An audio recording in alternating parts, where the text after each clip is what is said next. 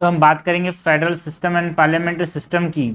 ठीक है, तो federal system and parliamentary system के एमसीक्यूज कवर करेंगे पूरे पूरे। हमारे पास कितने का एमसीक्यूज होंगे भाई? हमारे पास टोटल 39 एमसीक्यूज होंगे। एंड हम यहाँ से कोशिश करेंगे पूरे पूरे फेडरल सिस्टम से जो क्वेश्चंस हैं वो हमारे पास कवर हो जाए, पार्लियामेंट्री सिस्टम से जो क्वेश्चंस हैं वो कवर हो जाए। इससे बाहर से कोई भी कॉन्सेप्ट ना आ पाए, इससे बाहर से कोई भी चीज़ें ना हमको दिमाग में रखनी पड़े। क्वेश्चन नंबर 1 है which the following are the features of parliamentary government. Parliamentary government के कौन कौन से फीचर्स हैं ये हमसे पूछा गया है। क्या पार्लियामेंट्री गवर्नमेंट में सेपरेशन ऑफ पावर होता है भाई? ना, सेपरेशन ऑफ पावर जो है it is a feature of what? Separation of power it is the feature of presidential system, जिसमें जो पावर है ना वो सेपरेटेड होते हैं। ठीक है, जैसे कि इंडिया के अंदर कैसा सिस्टम है भाई? It follow system of checks and balances. ठीक है, सेपरेशन ऑफ पावर नहीं है कि हमारे पास जुडिशरी, एग्जीक्यूटिव एंड लेजिस्लेचर एकदम सेपरेशन ऑफ पावर नहीं है भाई, है ना। ये आपस में चेक्स एंड बैलेंसेस को फॉलो करते हैं। ठीक है, चेक्स एंड बैलेंसेस। ठीक है, तो प्रेसिडेंशियल सिस्टम में हमारे पास सेपरेशन ऑफ पावर देखने को मिलता है। पार्लियामेंट्री सिस्टम जो कि हम फॉलो करते हैं इंडिया के अंदर, वहाँ पे चेक्स एंड बैलेंसेस देखने को मिलता है। पॉलिटिकल होमोजेनिटी देखने को मिलता है यार। डबल मेंबरशिप बिल्कुल सही बात है। फ्यूजन ऑफ पावर देखने को मिलता है। मेजोरिटी पार्टी रूल देखने को मिलता है पार्लियामेंट्री सिस्टम में। करेक्ट हमसे पूछा गया, करेक्ट जगह C 2 3 4 5 ओनली। क्वेश्चन नंबर 2 है consider the following statement. Parliamentary system in India is based on the doctrine of separation of power between the two organs. हमने देखा भाई जो इंडिया के अंदर parliamentary system it is based on what? It is based on the principle of separation of power. ठीक है, separation नहीं, checks and balances की बात करते हैं यहाँ पे हम। तो यहाँ पे हमारे पास जो फॉलो करते हैं सिस्टम वो कौन सा सिस्टम है भाई? A principle of cooperation and coordination.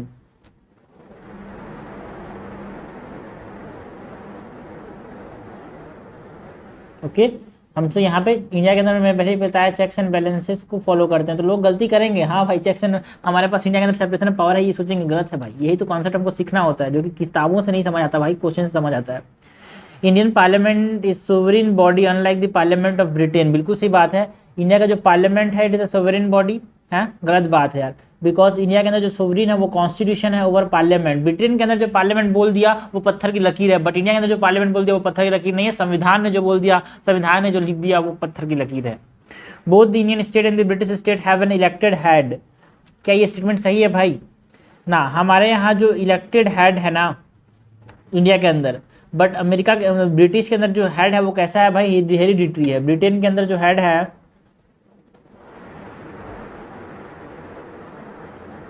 वो कैसा है? हेरिडिटरी, मोनार्की देखने को मिलता है भाई।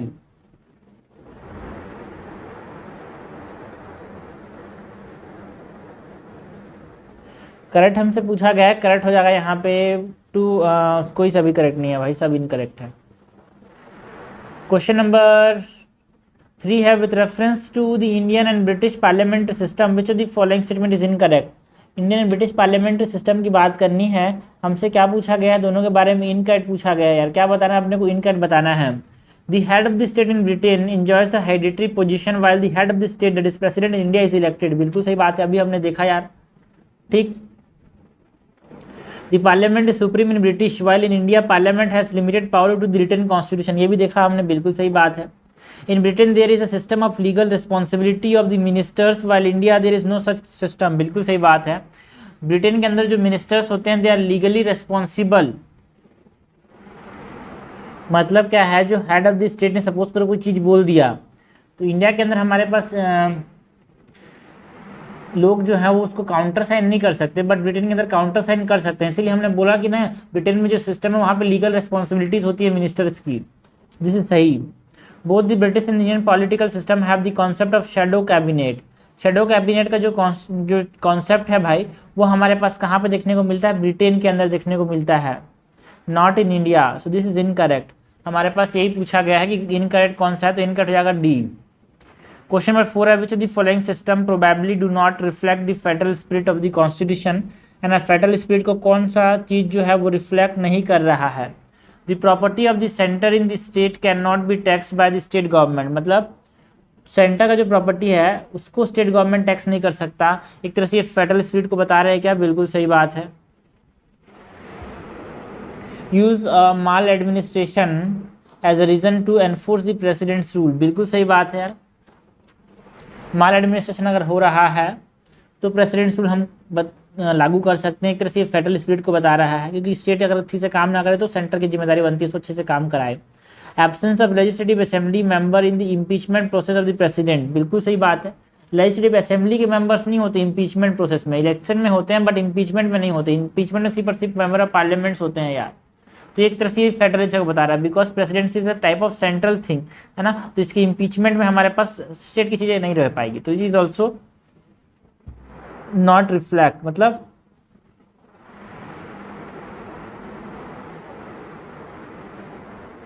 फेडरल स्पिरिट में तो समझना भाई, फेडरल नेचर एग्जांपल दूं तो फेडरल नेचर में हमारे पास क्या बता रहा है, रिटन कॉन्स्टिट्यूशन जो है एक तरह से फेडरल स्पिरिट को बता रहा है। तो आपको याद करना पड़ेगा कौन कौन सी फेडरल नेचर की बात की जा रही है यहाँ पे, ठीक है। तो हमारे पास जो डिवीजन ऑफ पावर है ना, सेपरेशन ऑफ पावर हो गया, मतलब जो इंडिपेंडेंट जुडिशियरी हो गया, ये सब चीज़ें आपको याद रखना पड़ेगी। फेडरल नेचर के बारे में कौन बता रहा है, तो independent judiciary is representing the federal nature. तो आप जो फेडरल नेचर उसको याद कर लो, जिसके अलावा जो चीज़ें हैं वो सब नॉन फेडरल नेचर को बता रही है। तो ये भी नॉन फेडरल नेचर को बता रहा है, ये भी नॉन फेडरल नेचर को बता रहा है, ये भी नॉन फेडरल नेचर को बता रहा है। And a governor does not have the power to remove जज ऑफ द हाई कोर्ट। ये भी एक तरह से हमारे पास क्या बोल रहा है भाई, फेडरल स्पिरिट को नहीं बता रहा है, not reflect the federal spirit. Federal spirit के बारे में बता रहा है, रिटन कॉन्स्टिट्यूशन बता रहा है, इंडिपेंडेंट जुडिशरी बता रहा है, और भी कुछ कुछ चीज़ें हैं जो कि हमको याद रखनी पड़ेगी। हम देखेंगे, उसको भी कवर करेंगे। करेक्ट हमसे पूछा तो ये चारों के चारों जो है वो फेडरल स्पिरिट को नहीं बता रहे हैं यार। क्वेश्चन नंबर 5 है, which of the following are advantages of parliamentary form of government. हमको एडवांटेजेस की बात करनी है, पार्लियामेंट्री फॉर्म ऑफ गवर्नमेंट की एडवांटेजेस की बात करनी है। Harmony between the legislature and the executive. क्या हार्मोनी रहता है भाई, बिल्कुल सही बात है, बिकॉज हमारे पास एक कोऑपरेशन एंड कोऑर्डिनेशन की बात करते हैं, तो ये सही बात है। स्टेबल गवर्नमेंट ना भाई ना, पार्लियामेंट्री फॉर्म से स्टेबल गवर्नमेंट नहीं होता, बिकॉज कोई गारंटी टेन्योर नहीं होता ना, कभी भी अगर मेजोरिटी हट गई उसकी, है ना, बहुमत हट गई तो वो हट सकता है। So it's stable government, it is not advantage. Government by amateur, है ना, गवर्नमेंट बाय एमेच्योर ये क्या है, क्या गवर्नमेंट एक्सपर्ट्स का होता है भाई, नहीं होता, बिकॉज आप समझना, बिकॉज जो मिनिस्टर्स होते हैं they are not experts in their field, unlike the administrative officer. जो आईएएस होते हैं दे आर एक्सपर्ट्स, है ना, टैलेंटेड होते हैं वो, बट यहाँ पे ज़्यादातर जो मिनिस्टर्स होते हैं they are not experts in their field, ठीक है ना, इसीलिए the government not by amateurs. Amateurs मतलब एक्सपर्ट्स, क्या एक्सपर्ट्स का गवर्नमेंट है यार, नहीं। कंटिन्यूटी ऑफ पॉलिसीज, बिल्कुल गलत बात है, बिकॉज स्टेबल गवर्नमेंट नहीं है तो जो पॉलिसीज है वो डिफ़िकल्ट है कि लॉन्ग टर्म में वो कंटिन्यू करें, है ना। रेडी अल्टरनेटिव गवर्नमेंट, बिल्कुल सही बात है यार, अगर इसने बहुमत लूज़ किया तो कोई और आदमी इसका मैक्सिमम पॉजिटिव, मतलब मैक्सिमम बहुमत है, अपोजिशन पार्टी जो है वो यहाँ पे जीत सकती है, तो रेडी अल्टरनेटिव गवर्नमेंट होता है यहाँ पे, वो यहाँ पे सरकार में आती है। क्या वाइड रिप्रेजेंटेशन होता है पार्लियामेंट्री सिस्टम में, बिल्कुल सही बात है यार, ऑल सेक्शंस एंड रीजन्स यहाँ पे रिप्रेजेंट किए जाते हैं। तो हमसे क्या पूछा गया है, आंसर बताना है, इनमें से कौन कौन से एडवांटेजेस हैं। तो एडवांटेजेस तो यहाँ पे 1, 5 एंड 6 लग रहा है, आंसर हो जाएगा यहाँ पे सी। ओके,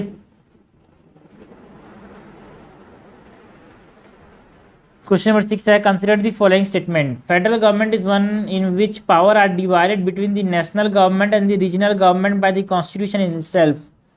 फेडरल गवर्नमेंट में पावर डिवाइडेड होता है, बिल्कुल सही बात है। हमारे पास state list, concurrent list, schedule 7 में हमारे पास बताया गया है सेंट्रल लिस्ट की, जहाँ पे सेंट्रल नियम बना सकती है, जहाँ पे स्टेट नियम बना सकती है। तो एक तरह से ये फेडरल गवर्नमेंट बता रहा है।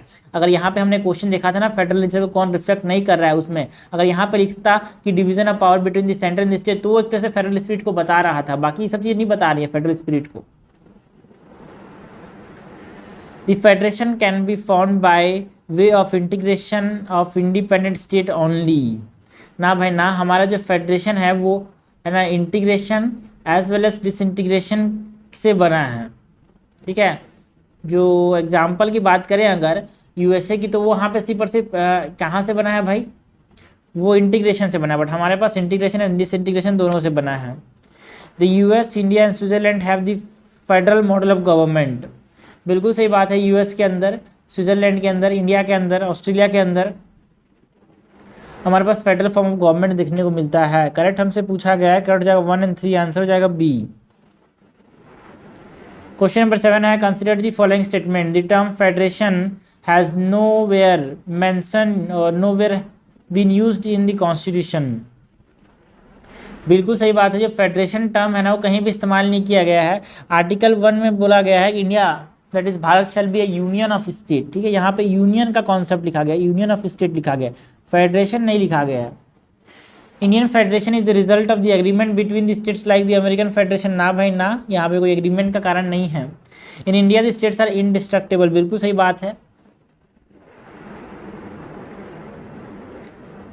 ऐसा लगेगा but it is incorrect, because जो पार्लियामेंट है वो किसी भी स्टेट को क्या कर सकते हैं, यहाँ पे बॉर्डर्स को चेंज कर सकती है, उसके नेम को चेंज कर सकती है, उसके एरिया को चेंज कर सकती है, उसके बाउंड्रीज को चेंज कर सकती है। So the states are destructible. But अगर एग्रीमेंट हुआ है, फेडरेशन हुआ है, सपोज करो यूएसए की बात करें, तो वहाँ पे हमारे पास क्या है, वहाँ पे हमारे पास जो स्टेट्स हैं they are result of the agreement, they are result of the agreement. और एग्रीमेंट है तो आप उसकी बाउंड्रीज को, जो सेंटर होगी है ना, उसकी बाउंड्रीज को कभी भी चेंज नहीं कर पाएगी यार, ना, मतलब नाम बिना पूछे नहीं कर पाएगी, उनके नेम को बिना पूछे चेंज नहीं कर पाएगी, उनके एरिया को बिना पूछे चेंज नहीं कर पाएगी। सो इंडिया में states are destructible but in federation it is indestructible. India it is destructible. देखा ना भाई, तेलंगाना कब से, तेलंगाना क्या चाह रहा था, तेलंगाना बोल रहा हूँ यार, आंध्र प्रदेश तोड़ दिया ना, तो इनका छत्तीसगढ़ का नाम बदल दिया ना, तोड़ दिया ना, मतलब अलग कर दिया ना। इनकट हमसे पूछा तो इनकट नो वेयर मेंशन, ठीक है, बिल्कुल सही बोल रहा है पहला स्टेटमेंट की टर्म फेडरेशन कहीं भी मेंशन नहीं है भाई, तो हमसे करेक्ट पूछा है, सो इनकरेक्ट पूछा है, इनकरेक्ट जाएगा B. 2 and 3 only are incorrect.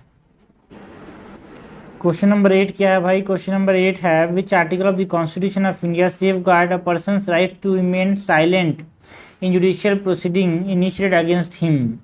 मतलब मेरे खिलाफ कोई जुडिशियल प्रोसीडिंग हुआ है तो मेरी मर्जी में चुपचाप रहूं, है ना, ये कौन से आर्टिकल में है भाई, कौन से आर्टिकल में है, तो आर्टिकल 20 के अंदर है, जहाँ पे ये लिखा है ना, राइट अगेंस्ट सेल्फ इंक्रिमिनेशन, खुद के खिलाफ गवाही देना, and right against self incrimination it also include चुपचाप रहना।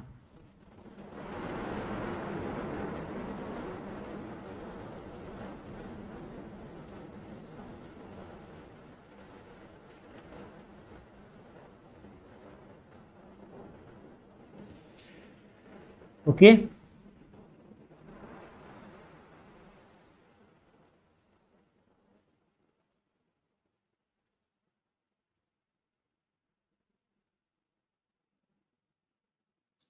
क्वेश्चन नंबर 9 है consider the following statement, a constitutional government puts limitation on the state authority. ना भाई ना, कोई भी कॉन्स्टिट्यूशनल गवर्नमेंट होता है एंड कॉन्स्टिट्यूशनल गवर्नमेंट मतलब बिल्कुल सही बात है, कॉन्स्टिट्यूशनल गवर्नमेंट मतलब लिमिटेड गवर्नमेंट होता है, एंड लिमिटेड गवर्नमेंट जो है आप स्टेट कुछ भी नहीं कर सकता। Constitutional government is a limited government and ये स्टेट के ऊपर कुछ पाबंदियाँ डालता है। In a cabinet form of government executive is responsible to the legislature for its policies and acts, बिल्कुल सही बात है। Shadow cabinet is a feature of Indian cabinet system. No, shadow cabinet जो है वो ब्रिटेन में देखने को मिलता है ना। इसको फॉर्म कौन करता है भाई, जो अपोजिशन पार्टी है वो फॉर्म करता है। To what, to balance the ruling cabinet and to prepare its member for future ministerial office, ठीक है। करेक्ट हमसे पूछा गया है, करेक्ट हो जाएगा 1 and 2, आंसर हो जाएगा ए। क्वेश्चन नंबर 10 है which principle are implied in the Indian parliamentary form of government, ठीक है, कौन कौन से प्रिंसिपल्स यहाँ पे देखने को मिलते हैं Indian parliamentary form of government में। Member enjoys dual membership by being member of both legislative and executive, बिल्कुल सही बात है। इंडिया के अंदर हमारे पास, इंडिया के अंदर जो लेजिस्लेचर होता है, एग्जीक्यूटिव होता है, it is the part of the legislature, but America के अंदर ऐसा नहीं होता। The head of the government is also the head of the state. ना भाई ना, इस हेड ऑफ द गवर्नमेंट कौन है, prime minister, and head of the state कौन होता है, प्रेसिडेंट, तो दोनों अलग अलग हैं। Doctrine of complete separation of power is the basis of the parliamentary form of government. देखो भाई, सेपरेशन ऑफ पावर नहीं देखने को मिलता, प्रेसिडेंशियल फॉर्म में ऑफ गवर्नमेंट में देखने को मिलता है separation of power. Parliamentary form में तो हमारे पास कोऑपरेशन एंड कोऑर्डिनेशन देखने को मिलता है, मतलब a thing called checks and balances.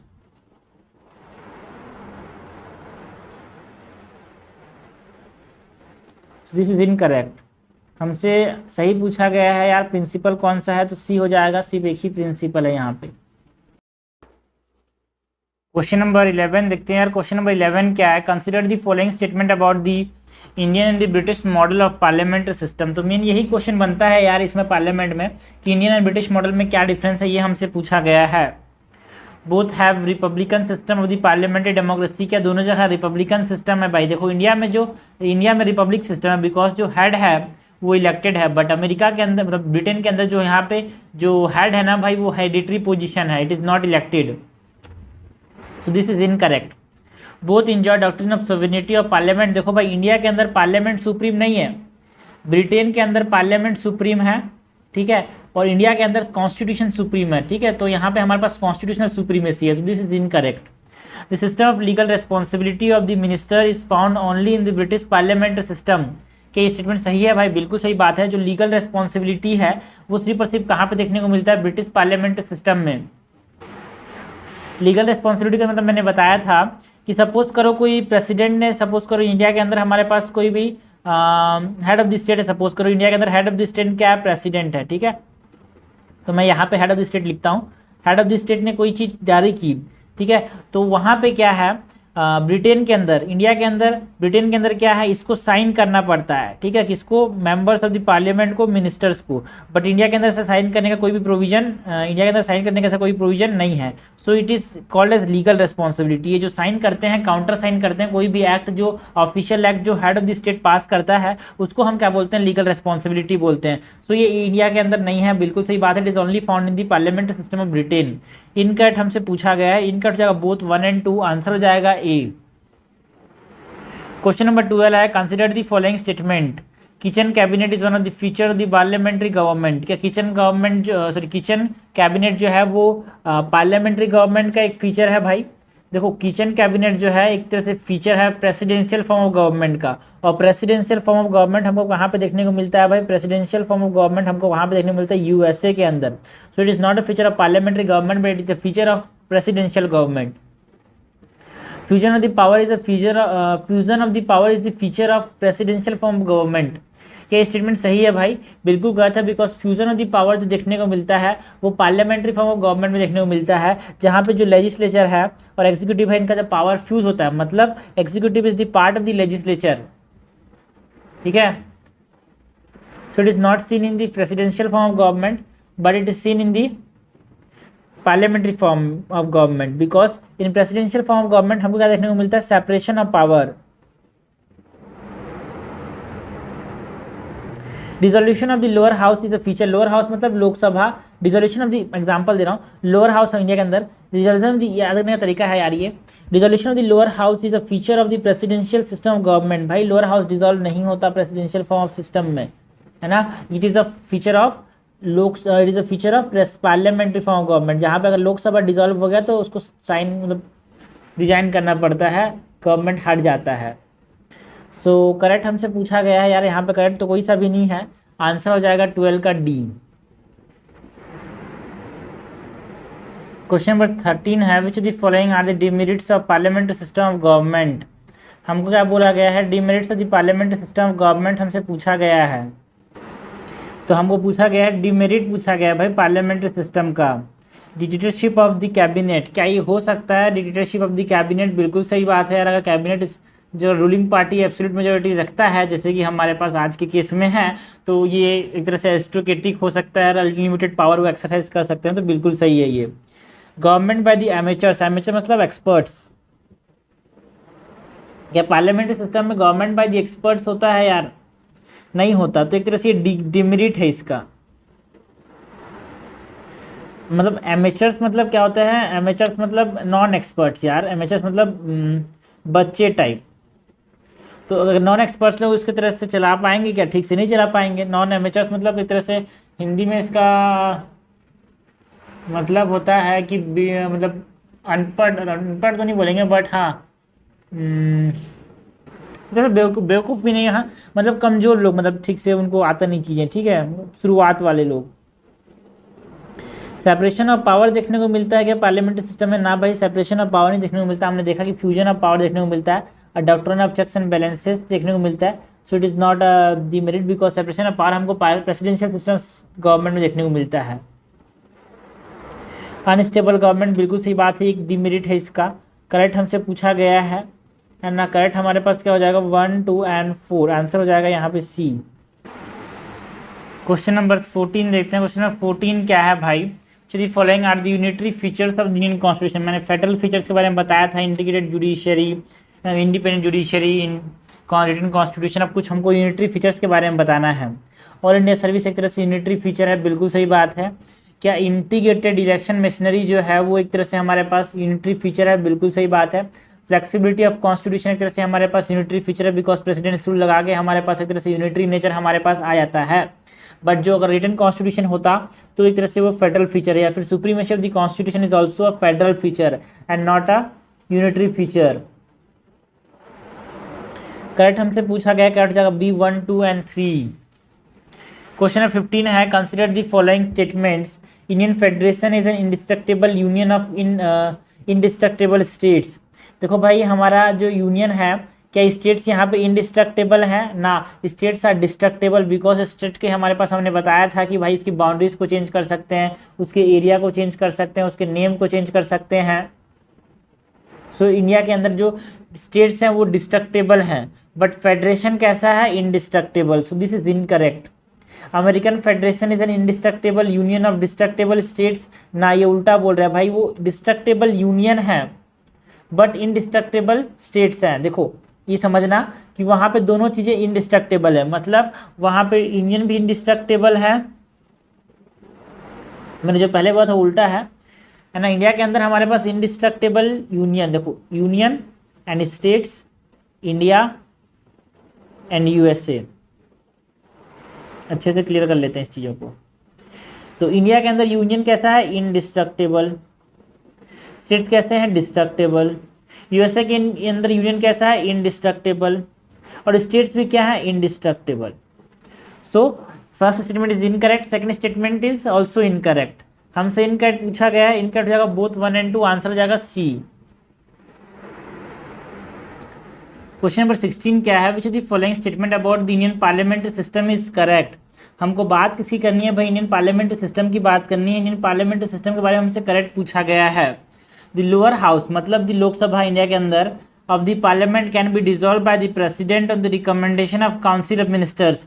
क्या प्रेसिडेंट डिसॉल्व कर सकता है भाई काउंसिल ऑफ मिनिस्टर के रिकमेंडेशन पे? क्या ये स्टेटमेंट सही है भाई? ये गलत है, बिकॉज जो लोअर हाउस है ना, it can be dissolve bye the president on the recommendation of the prime minister, on the recommendation of the prime minister. Important line है ये। The president is the head of the state and the head of the government. ना head of the government तो बच्चे बच्चे को पता है, it is prime minister. The advice tendered by the council of minister is binding on the president. क्या ये statement सही है भाई? बिल्कुल सही बात है। ये हमारे पास कौन से आर्टिकल में मेंशन है? 74 नंबर का आर्टिकल में मेंशनड है, जो कि 44th कॉन्स्टिट्यूशनल अमेंडमेंट के बाद एक तरह से बाइंडिंग हो गया था। पहले बाइंडिंग कर दिया था, बट अब थोड़ा सा इसमें एक तरह से एक बार भेज सकते हैं इसको, है ना, फिर से रिकन्सिडरेशन करने के लिए, बट सेकेंड बाद इसको जब भेजेगा तो वो तो बाइंडिंग हो ही जाएगा। In case of the ruling party uses it's majority in the lower house, the leader of opposition automatically become the prime minister. ना ना ना, अगर रूलिंग पार्टी मेजोरिटी लूज करता है तो उसको प्रूव करना पड़ेगा भाई, मेजोरिटी को प्रूव करना पड़ेगा। ऑटोमेटिकली जो लीडर ऑफ अपोजिशन है वो हमारे पास प्राइम मिनिस्टर नहीं बन जाएगा, प्रूव करना पड़ेगा majority. So this is also incorrect. Question number 7 है, consider the following statement about the democratic nature of Indian polity. हमको बात किसकी करनी है भाई? जो डेमोक्रेटिक नेचर है इंडियन पॉलिटी की, उसकी बात करनी है। India has direct democracy based on the doctrine of popular sovereignty. क्या इंडिया के अंदर डायरेक्ट डेमोक्रेसी है? क्या हर आदमी जाकर डायरेक्टली वोट करता है भाई इंडिया के अंदर? ना ना ना ना ना, इंडिया के अंदर डायरेक्ट डेमोक्रेसी नहीं है भाई। हमारे पास एक रिप्रेजेंटेटिव डेमोक्रेसी की बात करते हैं, ठीक है, रिप्रेजेंटेटिव डेमोक्रेसी की बात करते हैं।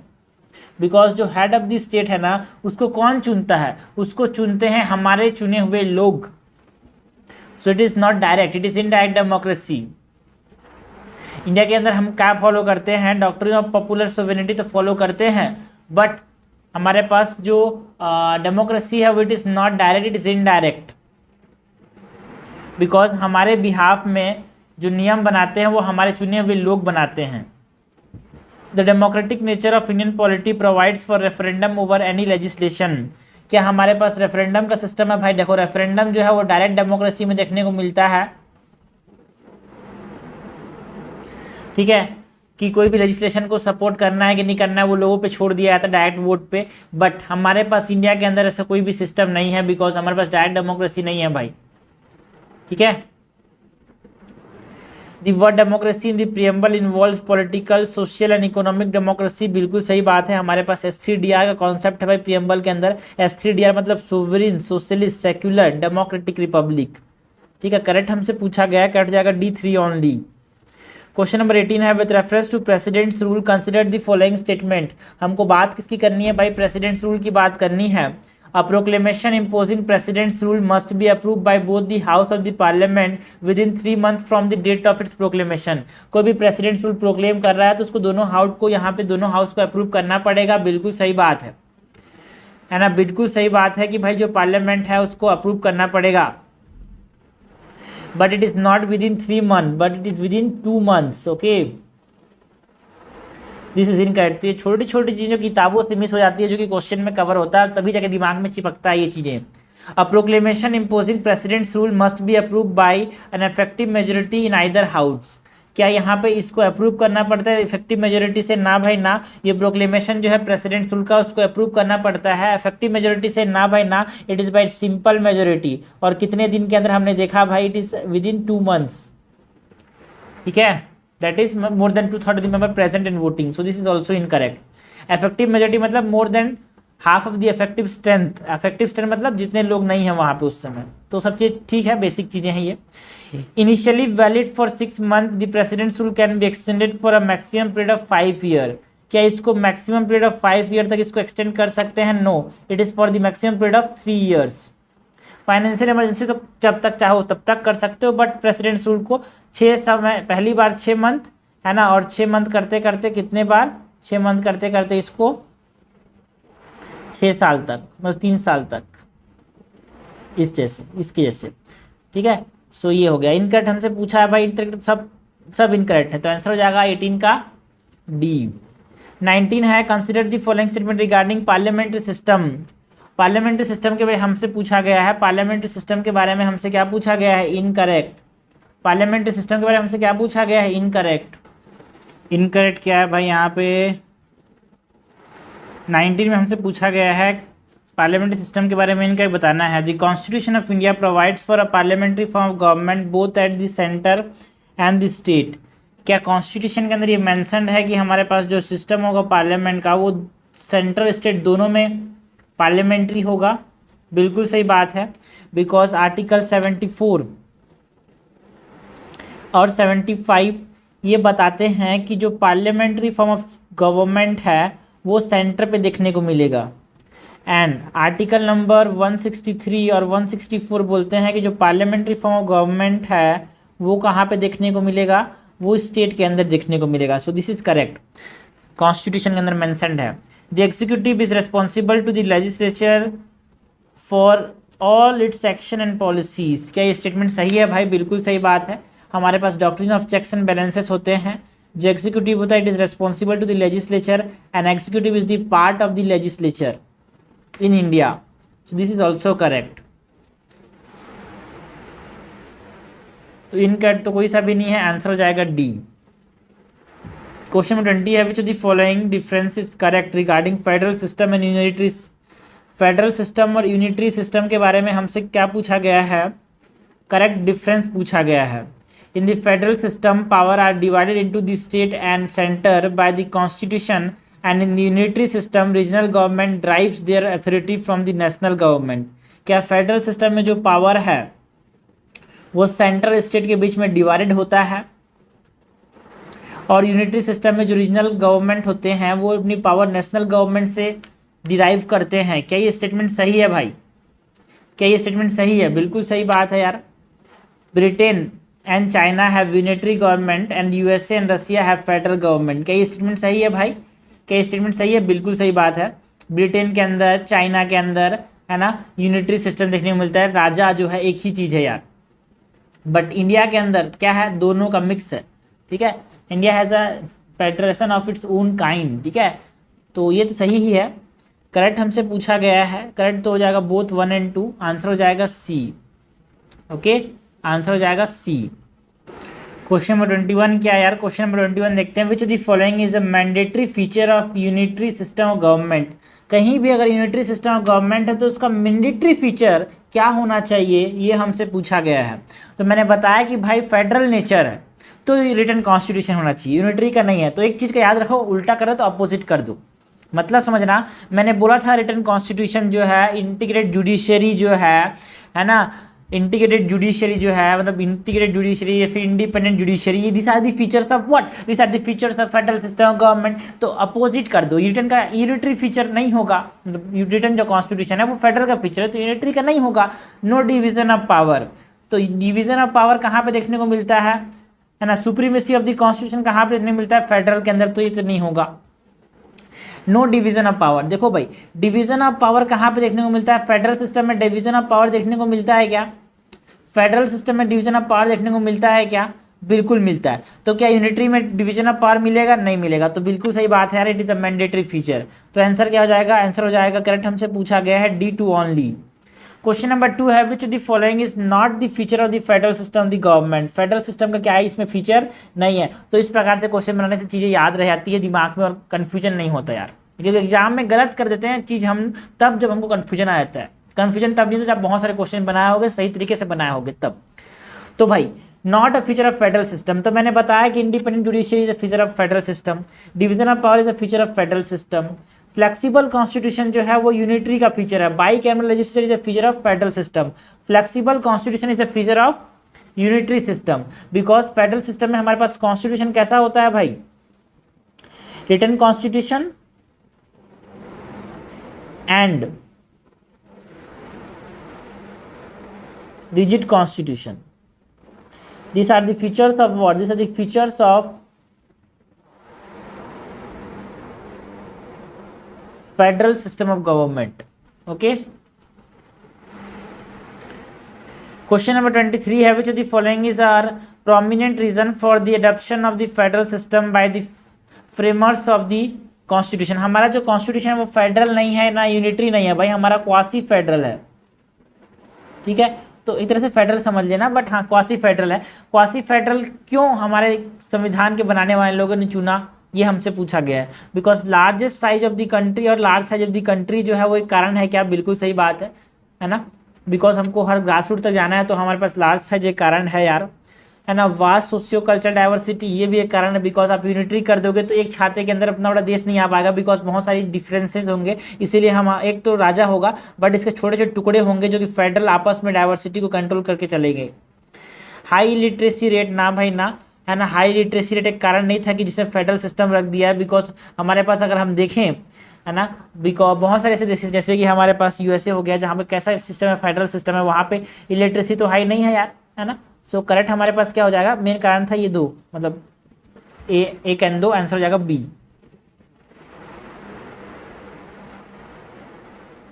क्वेश्चन 24 है who among the following called the parliamentary system as a cabinet system. Parliamentary system को कैबिनेट सिस्टम किसने कहा था? तो आइवर जेनिंग ने कहा था। किसने कहा था? आइवर जेनिंग ने। आइवर जेनिंग ने क्या कहा था भाई, हमारे पास जो पार्लियामेंट्री सिस्टम है वो क्या है, एक तरह से कैबिनेट सिस्टम है ना। और पार्लियामेंट्री सिस्टम को और क्या नाम से जानते हैं हम? वेस्टमिनिस्टर मॉडल ऑफ गवर्नमेंट बोलते हैं। ठीक है,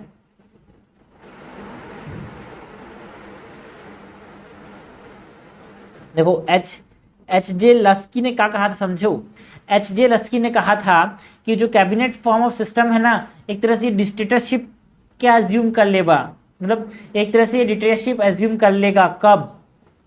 जब हमारे पास यहाँ पे हमको एग्जीक्यूटिव अगर मेजोरिटी में है तो it gives the executive opportunity for tyranny, है ना, तानाशाही कर सकता है। जैसे कि हमको देखने को मिला इंदिरा गांधी के गवर्नमेंट के समय, और अभी तो मैं कुछ कमेंट नहीं करना चाहूँगा भाई, ठीक है। तो इंदिरा गांधी के समय, राजीव गांधी के समय जब बहुत ज़्यादा बहुमत थी तो कुछ भी कर लेते थे यार, संविधान को अपने हिसाब से बदलना चाह रहे थे, बदल रहे थे, तो वो तरह से टायरनी बन जा रही थी, है ना। बेगहॉट ने क्या कहा था? बेगहॉट ने क्या कहा था भाई, ये जो कैबिनेट है ना, it hyphens that joins the buckle that binds the executive and the legislative department together. ये जो कैबिनेट है वो क्या है भाई, ये लेजिस्लेटिव और एग्जीक्यूटिव को बाइंड करके रखता है, ये बैगहर्ट ने कहा था। ग्रेनविल स्टीन तो सबको पता है, बेसिक चीज़ है ना। ग्रेनविल स्टीन एक तरह से अमेरिकन कॉन्स्टिट्यूशन बनाने वाले थे, बट हाँ इन्होंने हमारे संविधान को बनाने में भी थोड़ा इंपॉर्टेंट रोल प्ले किया है। क्वेश्चन 25 है, which of the following is are the features of the parliamentary government system. Parliamentary government system के हमको फीचर्स बताने हैं। नॉमिनल एंड रियल एग्जीक्यूटिव, क्या पार्लियामेंट्री सिस्टम में नॉमिनल एंड रियल एग्जीक्यूटिव होता है? बिल्कुल सही बात है। नॉमिनल हमारे पास कौन है भाई? प्रेसिडेंट, जिसके नाम पे सारे काम किए जाते हैं। एंड रियल एग्जीक्यूटिव है प्राइम मिनिस्टर, की सारे काम करता है। मेजोरिटी पार्टी रूल होता है भाई पार्लियामेंट्री गवर्नमेंट सिस्टम में, बिल्कुल सही बात है। डिसोल्यूशन ऑफ लोअर हाउस हो सकता है। Leadership of the prime minister, ये भी सही है। हमसे करेक्ट पूछा गया है यार, करेक्ट तो सारे हैं, आंसर हो जाएगा डी। क्वेश्चन 26 देखते हैं। The council of minister is responsible to which the following organs of the Indian system. और इंडियन गवर्नमेंट सिस्टम में काउंसिल ऑफ मिनिस्टर किसके लिए रेस्पॉन्सिबल होते हैं? तो ये बहुत इंपॉर्टेंट लाइन है भाई। The council of ministers are responsible to the what? Lok Sabha. ठीक है, ऐसा साफ साफ लिखा है आर्टिकल 75 के अंदर। ठीक है, जो कलेक्टिवली रिस्पॉन्सिबल्स होते हैं, जो council of minister is collectively responsible to the Lok Sabha, ऐसा लिखा हुआ है। ऐसे लिखता हूं मैं, इसको याद रखना। काउंसिल ऑफ, दो चीजें हैं यहाँ पे बताना चाह रहा हूं मैं। Council of minister is collectively responsible to the Lok Sabha and individually responsible to the, and ऐसा भी लिखा है ना, they team up together, they swim together, they sing together, ये सही है। and the council of ministers are individually responsible to whom? they are individually responsible to, they are individually responsible to the president। तो दो चीजें हैं जो कि हमसे पूछी जाती है। क्वेश्चन नंबर 27 है, consider the following statement. Harmonious relationship and cooperation between the legislative and the executive organ of the government. हमसे क्या पूछा है? The following are the merits of the parliamentary system of government. हमसे merits पूछा गया है भाई पार्लियामेंट्री सिस्टम ऑफ गवर्नमेंट का। ठीक है, harmonious relationship and cooperation between the legislative and the executive organ of the government, बिल्कुल सही बात है। Because in the parliamentary system of the government the executive is the part of the legislature. It is a predetermined criteria and checks the dictatorial tendencies of the executive। बिल्कुल सही बात है। यहाँ पे लेजिस्लेचर जो है एग्जीक्यूटिव को check करता है, एग्जीक्यूटिव जुडिशरी को चेक करता है, जुडिशरी लेजिस्लेटिव को आपस में चेक करते हैं ये सब। So doctrine of checks and balances यहाँ पे हमको देखने को मिलता है। Representation of all sections of the government देखने को मिलता है, बिल्कुल सही बात है यार पार्लियामेंट्री सिस्टम में। And continuity for the long term policies, याद रखना यहाँ पे लॉन्ग टर्म पॉलिसीज़ का कंटिन्यूटी देखने को नहीं मिलता, बिकॉज जो टेन्योर है गवर्नमेंट का वो अनसर्टेन है, बिकॉज स्टेबल नहीं होता उतना ज़्यादा, थोड़ा सा रिलेटिवली अनस्टेबल होता है। सो लॉन्ग टर्म पॉलिसीज़ रह पाएंगे इसकी कोई गारंटी नहीं है भाई। आंसर हो जाएगा 27 का डी। 28 है, which of the following means devices is are used by parliament to control the minister of council. जो काउंसिल ऑफ मिनिस्टर्स है उनको कंट्रोल करने के लिए कौन कौन से डिवाइसेस इस्तेमाल करती है पार्लियामेंट? क्वेश्चन आवर, बिल्कुल सही बात है, जवाब सवाल करती है भाई क्वेश्चन आवर जो है। ठीक है, इसके बाद डिस्कशंस होते हैं, बिल्कुल सही बात है। एडजर्नमेंट मोशन होता है, बिल्कुल सही बात है। नो कॉन्फिडेंस मोशन होता है, बिल्कुल सही बात है। ये हमारे पास एक तरह से क्या काम करते हैं भाई? मीन्स और डिवाइस कैसे काम करते हैं जिससे वो कंट्रोल कर पाएँ काउंसिल ऑफ मिनिस्टर को। बट जो गुलिटिन है, गुलिटिन क्या है? एक तरह से क्लोजर मोशन है ना। क्लोजर मोशन में क्या होता है यार? एक तरह से ये क्लोजर मोशन है। सपोज करो किसी ने जवाब पूछ दिया किसी मिनिस्टर को, ठीक है, अब वो बता नहीं पा रहा है, तो क्लोजर मोशन लागू करके उसको चुप करा दिया जाता है। So it is a in favour of the minister.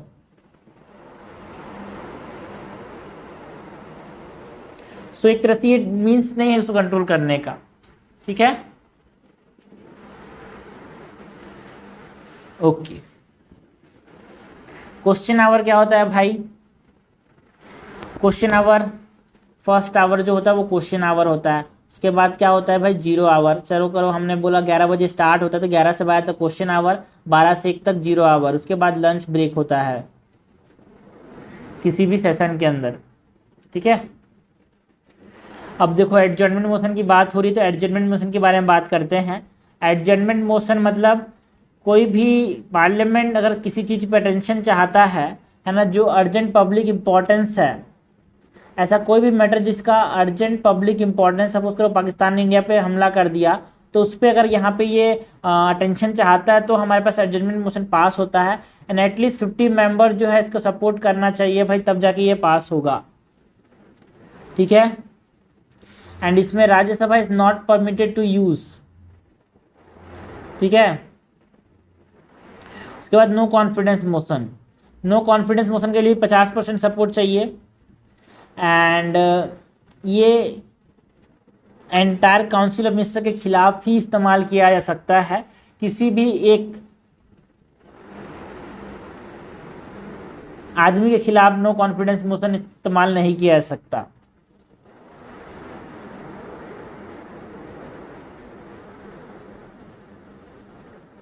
Okay, तो करेक्ट हमसे पूछा क्या कट जाएगा A 1 2 3 4। तो इस प्रकार के क्वेश्चन बनाए जाते हैं, इस प्रकार से कॉन्सेप्ट क्लियर होते हैं भाई, है ना। मैं बाकी ऐसे नहीं, बस ये सही है ये गलत है ये करने के लिए नहीं बैठा हूँ।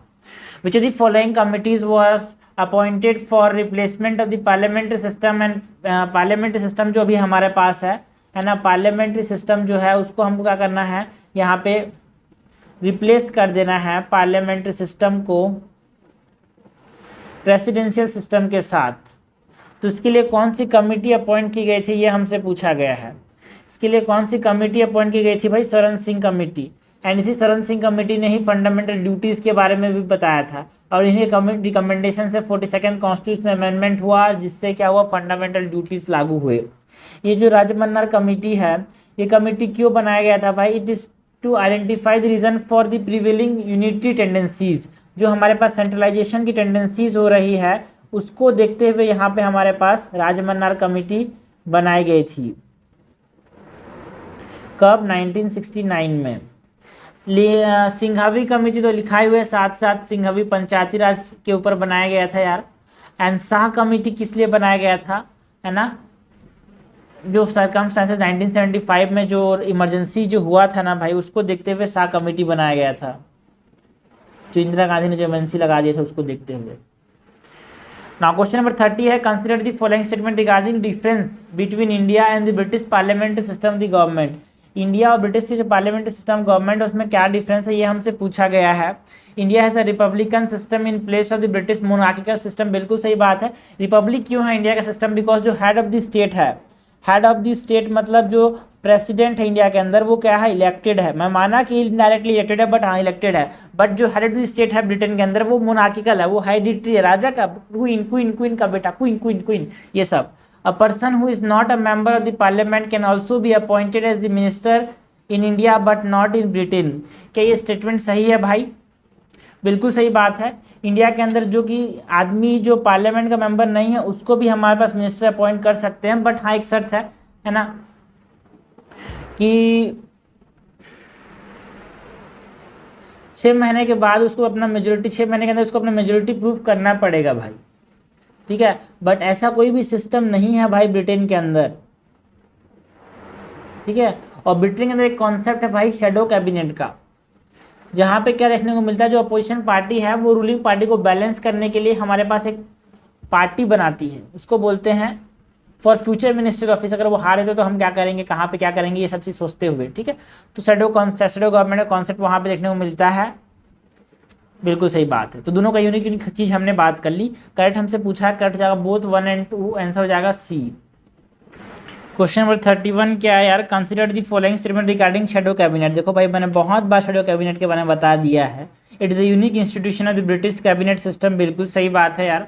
जहाँ पे क्या होता है कि वहाँ पे जो अपोजिशन पार्टी है एक तरह से बैलेंस करने के लिए रूलिंग पार्टी को एक फ्यूचर मिनिस्टर ऑफिस को प्रिपेयर रखती है। It is form by the ruling party, no it is form by the opposition party.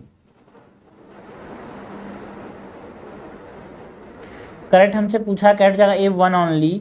Question number 32 है, India's federal system is mostly based on which of the following countries model. हमारा जो federal system है ना, वो किस पे based है भाई?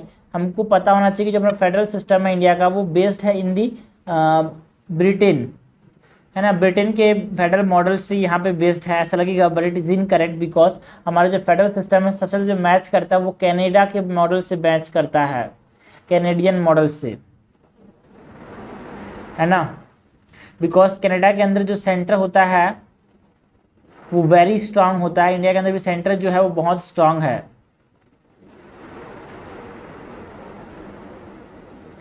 क्योंकि देखो कनाडा के अंदर हमारे पास कनाडा का फॉर्मेशन क्या हुआ है, डिसइंटीग्रेशन से हुआ है, ठीक है। और वहाँ पे भी ऐसा लिखा है कि वो यूनियन है ना। और वहाँ पे एक सेंट्रलाइजिंग टेंडेंसी देखने को मिलती है भाई कनाडा के मॉडल में। और ये सब चीज़ें हमारे पास कहाँ पे देखने को मिलती है, इंडिया के अंदर। The following is the federal feature of the Indian constitution. तो फेडरल फीचर मैंने फिर से बताया, मैंने बहुत बार बोल दिया कि भाई independent judiciary is a federal feature, और इंडिया सर्विस एक यूनिटरी फीचर है। बाई कैमरलिज्म मतलब दो हाउस होना, मतलब सेंटर को भी रिप्रेजेंट करना, स्टेट को भी रिप्रेजेंट करना, तो वो एक फेडरल फीचर को बता रहा है क्या, बिल्कुल सही बात है। स्ट्रॉन्ग सेंटर एक यूनिटरी फीचर को बता रहा है क्या, बिल्कुल सही बात है। डुअल पॉलिटी होना, डुअल पॉलिटी एक तरह से फेडरल फीचर को बता रहा है क्या, हाँ बिल्कुल सही बात है। एक यूनियन होगा, एक सेंटर होगा, तो ऐसे फेडरल फीचर को बता रहा है ना, बिल्कुल बता रहा है। सो 1, 3 and 4, 1, 3 and 4 is showing the federal nature. Answer क्या हो जाएगा, बी। क्वेश्चन नंबर 34 है, which the following is not a unitary feature. देखो भाई फेडरल फीचर हमसे पहले पूछा था, नॉट अ यूनिटरी फीचर मतलब हमसे ये पूछा कि फेडरल फीचर कौन सा है। तो emergency provisions are unitary feature, supremacy of the constitution, yes constitution supreme होगा, रिटेन होगा, है ना, या फिर रिजिड होगा। इसकी बात की जाए तो आप समझ लेना ये फेडरल नेचर को बता रहा है। Strong centre is a unitary feature and no equality of the state representation it is also unitary feature. तो हमसे फेडरल फीचर पूछा है, बिकॉज नॉट यूनिटी मतलब फेडरल ही पूछा है। क्वेश्चन नंबर 35 है, consider the following statement regarding the features of financial unitarism, है ना। फाइनेंशियल यूनिटेरिज्म की बात करनी है in the Indian system, financial unitarism की बात करनी है, उसका फीचर बताना है। Dependence of the state upon the central grant, financial unitarism में जो स्टेट होते हैं वो सेंट्रल ग्रांट पे डिपेंडेंट होते हैं क्या, ये स्टेटमेंट सही है भाई, बिल्कुल सही बात है। NITI Aayog which control the developmental process in the state, बिल्कुल सही बात है, ये हमारे पास फाइनेंशियल यूनिटरिज्म को डिफाइन करता है। तो करेक्ट हमारे पास बी हो जाएगा। और एक एक चीज़ और हम बताते हैं, इंडिया का जो फेडरलिज्म है वो कैसा है भाई, क्वासी फेडरल है, ठीक है। मैंने बहुत एक बार बोला था पीछे क्वेश्चन में, क्वासी फेडरल है। ऐसा क्वासी फेडरल किसने कहा था, ये भी पूछा जाता है, केसी वेरी ने कहा था कि इंडिया का जो सिस्टम है वो क्या होगा, क्वासी फेडरल, ऐसे इन्होंने कहा था, ठीक है। क्वेश्चन नंबर 36 है, the Indian parliamentary system differ from the British parliamentary system because, ठीक है। तो इंडियन का जो पार्लियामेंट्री सिस्टम है और ब्रिटिश का पार्लियामेंट्री सिस्टम है वो कैसे डिफर करता है, बहुत बार देखा है, फिर से देख लेते हैं। The Indian system is based on the doctrine of sovereignty of the parliament, ना भाई हमारे यहाँ कॉन्स्टिट्यूशन सोवरेन है। ब्रिटिश के अंदर यहाँ पे हमारे पास इंडिया के अंदर constitution is supreme over the parliament in India, but Britain के अंदर पार्लियामेंट सुप्रीम है, पार्लियामेंट जो बोल दिया वो पत्थर की लकीर बन जाता है। सो this is incorrect. The Indian system has the legal responsibility of the ministers, ना भाई ना, लीगल रेस्पॉन्सिबिलिटीज हमने देखा कहाँ पे है, ब्रिटेन के अंदर है। जो हेड ऑफ द स्टेट किसी चीज़ को बोल देता है तो उसको काउंटर साइन करना पड़ता है जो ब्रिटेन जो मिनिस्टर्स हैं उनको, that is what we call legal responsibilities. It is not present in India. The Indian prime minister may be a member of any of the two house of the parliament, बिल्कुल सही बात है ना। May be की must be, इस चीज़ को समझना भाई, मे बी की must be, may be, okay.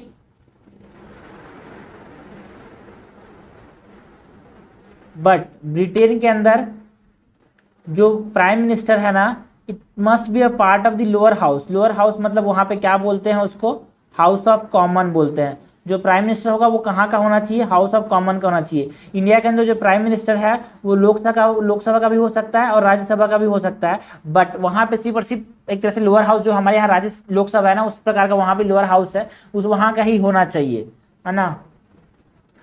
So correct हमसे पूछा गया, कट जाएगा C3 ओनली। क्वेश्चन नंबर 37 है, which of the following statement are implication of the parliamentary system of, okay, parliamentary system का इम्प्लीकेशन क्या है, काउंसिल ऑफ मिनिस्टर्स पे, ये हमसे पूछा गया है।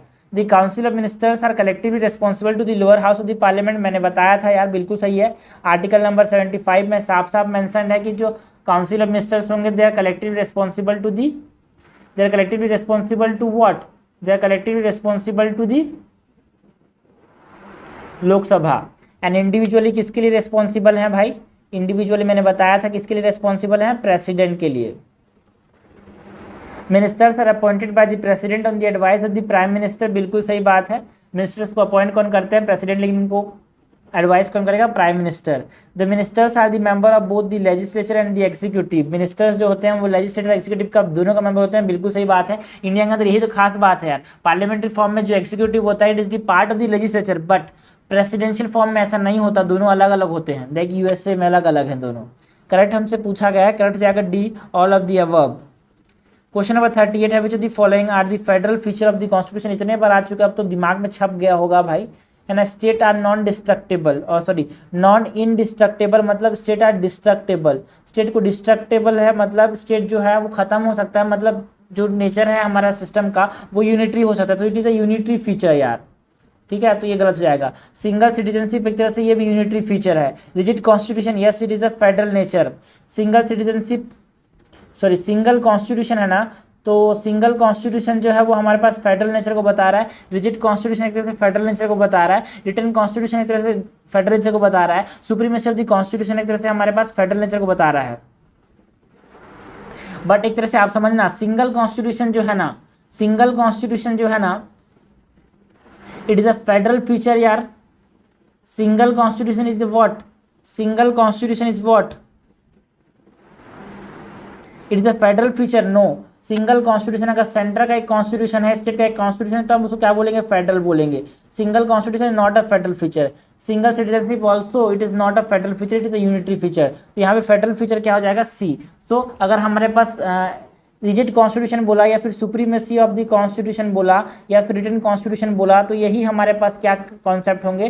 फेडरल की बात होगी, है ना। बट सिंगल कॉन्स्टिट्यूशन बोला है तो यहाँ पे ये एक तरह से यूनिटरी के बारे में बता रहा है, बिकॉज अगर कॉन्स्टिट्यूशन हमारे पास डिफरेंट जगह का डिफरेंट हुआ, मतलब सेंटर का कॉन्स्टिट्यूशन डिफरेंट हुआ, स्टेट का कॉन्स्टिट्यूशन डिफरेंट हुआ, तो हम जाके उसको क्या बोलेंगे भाई? फेडरल बोलेंगे। लास्ट क्वेश्चन, क्वेश्चन नंबर 39 है, the parliamentary government can also be known as. तो पार्लियामेंट्री गवर्नमेंट को और किस नाम से जान सकते हैं भाई? कैबिनेट गवर्नमेंट के नाम से भी जान सकते हैं। और parliamentary form of cabinet form of government किसने बोला था यार? आइवर जेनिंग ने बोला था। एक क्वेश्चन में हमने देखा था इसको, ठीक है। सो ये होता है हमारे पास 39 क्वेश्चन जो कि हमने कवर किए भाई, किससे? फेडरल सिस्टम से या फिर पार्लियामेंट्री सिस्टम से।